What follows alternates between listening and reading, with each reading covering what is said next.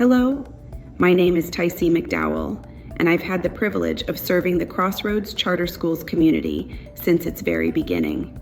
I always like to start with our founding story because it truly showcases the determination and a little bit of the craziness of our very special school community. It was the summer of 2011.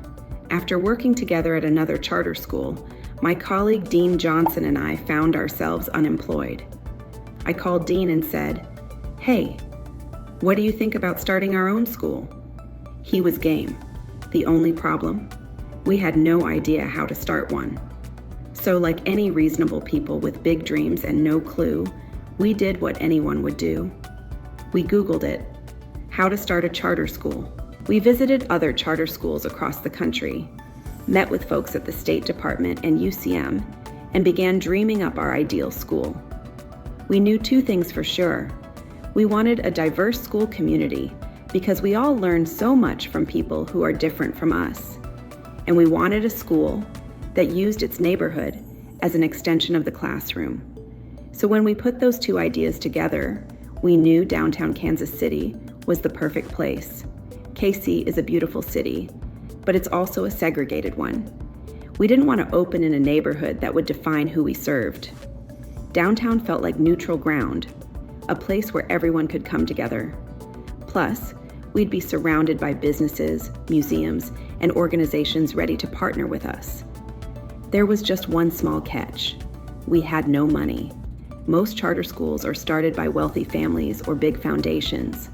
Crossroads was founded by two broke, out-of-work educators with a lot of hope and one shared Google Doc. We gave ourselves 1 year to make it happen. If we didn't have a school open by fall 2012, we'd just go back to job hunting. Within that year, we wrote a 200-page charter application, and ChatGPT didn't exist back then.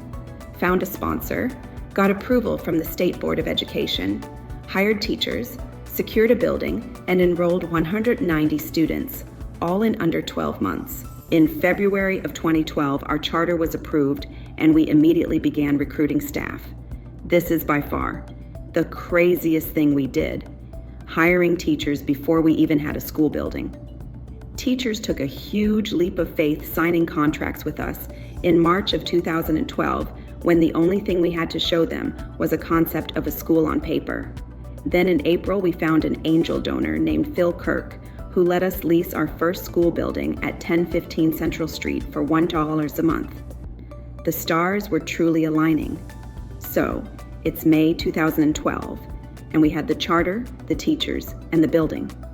But we still had to raise money for construction and find furniture and supplies. Our founding staff, parents, and board members all pitched in to help with the building, sanding drywall, painting, etc. Teachers actually drove U-Haul trucks across the country to pick up used furniture from other schools. It was a team effort and a true labor of love. It was 4 weeks before our school was set to open, and many classrooms looked like uninhabitable. We were cutting it so close that we even had to violate some child labor laws and had some incoming students doing construction work. We were down to the wire in getting our certificate of occupancy from the city. The inspector came out at the end of the day on the Friday before the first day of school, and we did not pass inspection. There were a few issues that had to be fixed before we could allow kids in the building.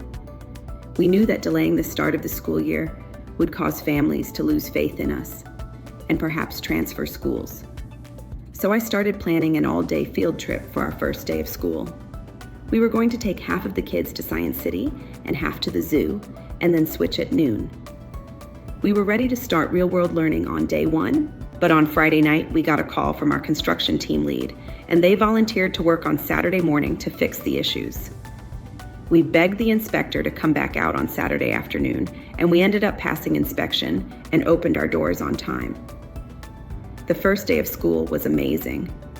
The energy of the parents and students was electrifying. As we greeted students coming into the building, one student said, "I smell paint." The fumes were gone by day 2, and teachers did an amazing job setting our school culture. None of this would have happened without the teachers who took that leap of faith with us when Crossroads only existed on a piece of paper. Those teachers truly helped set the foundation for Crossroads, and I will forever be grateful for them.